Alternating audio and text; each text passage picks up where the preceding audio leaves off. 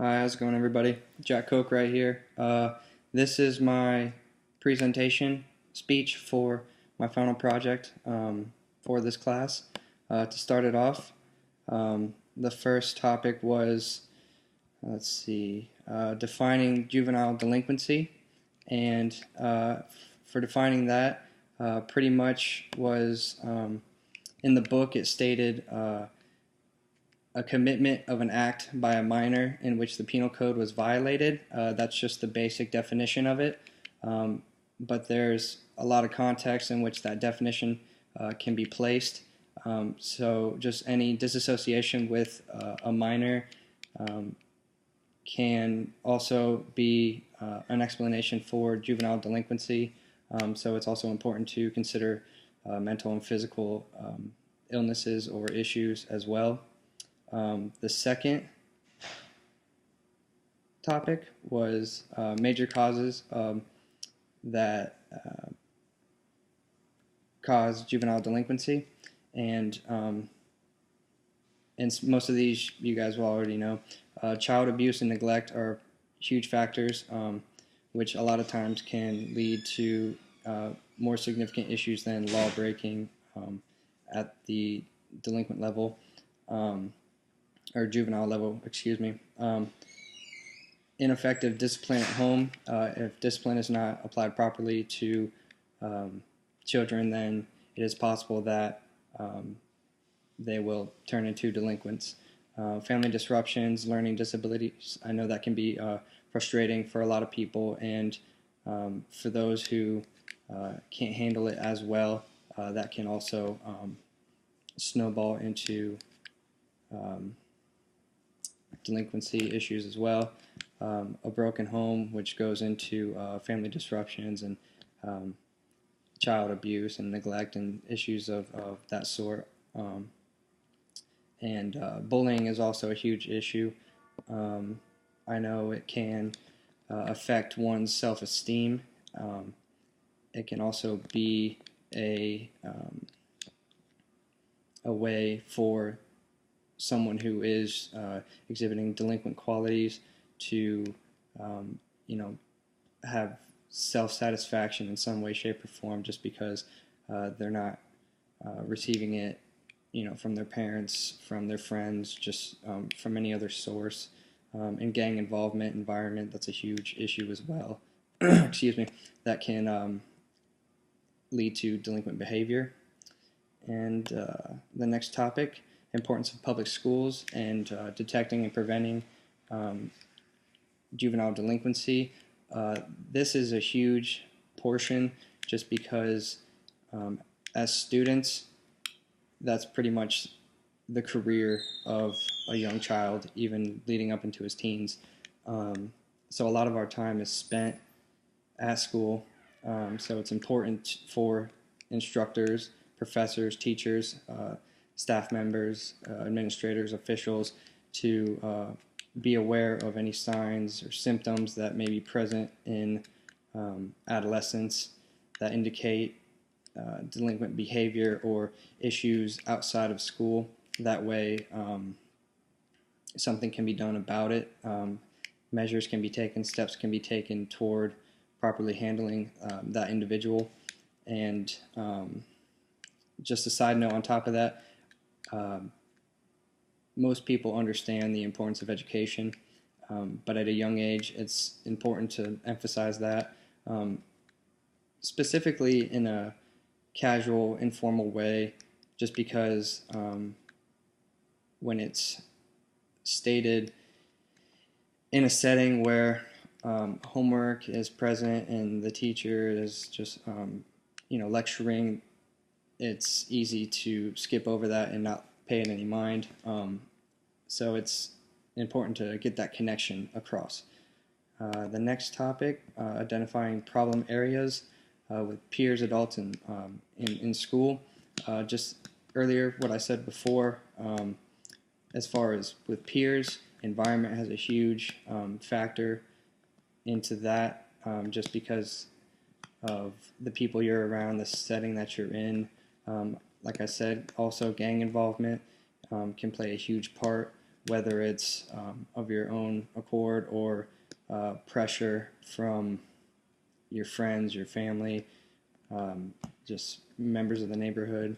And then for adults, identifying problems, like I said, abuse, neglect, just the quality of life at home, that can have a huge role going into that topic, into that subcategory.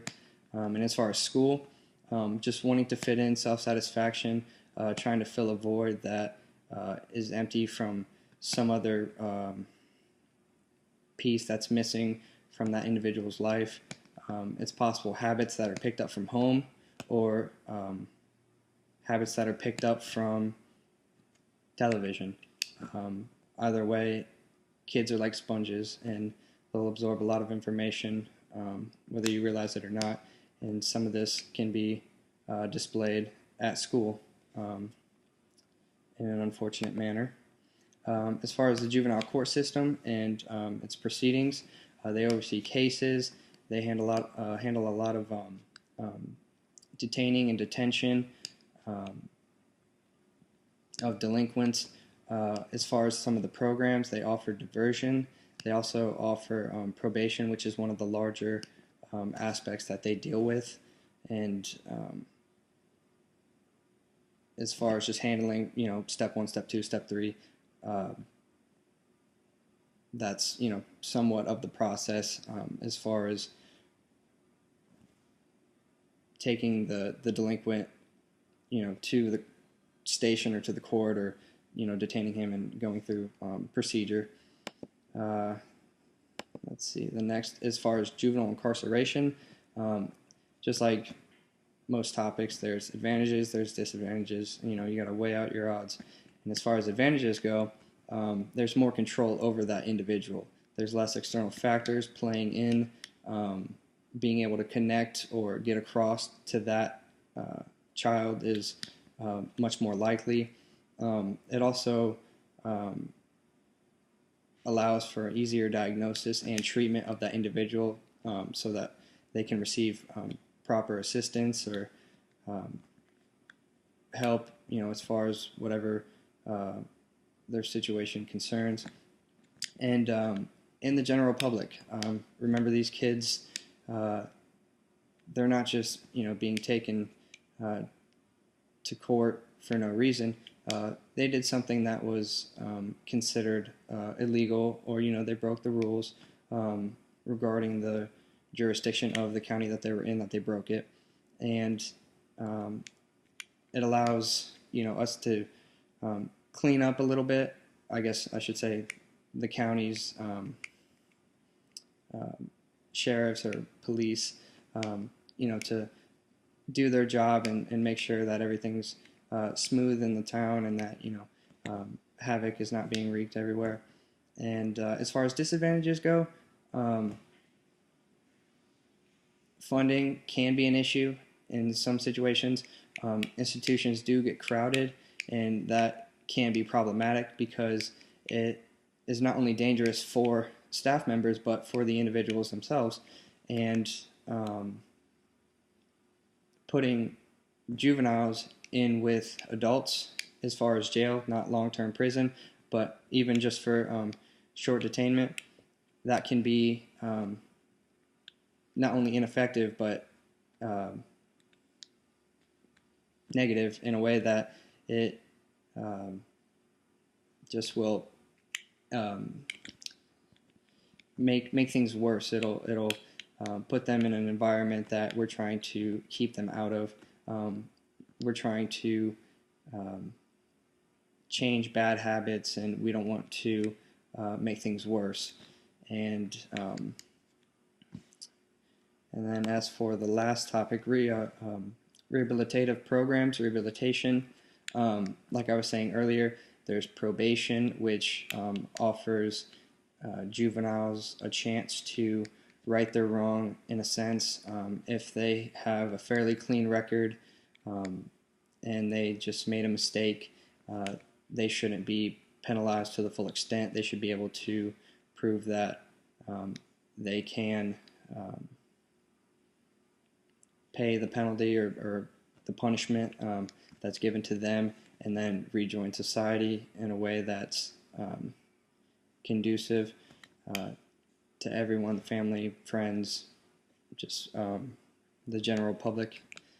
There's also intensive supervision, which is probation pretty much. It's fairly regular meetings with officers, which also entails some community service as well. There's also family therapy sessions, which may prove helpful. I know a lot of times just communicating can solve a lot of issues. There's shelter care for individuals who don't need high security measures. It's short term, and they do allow visitations over the weekends. And then there's also ranch and wilderness camps, which emphasize the outdoors. They do a lot of conservation work as far as cleaning up the county. And then there's also boot camps and training schools, which are more intensive, sort of a militaristic style, and it's an alternative to prison.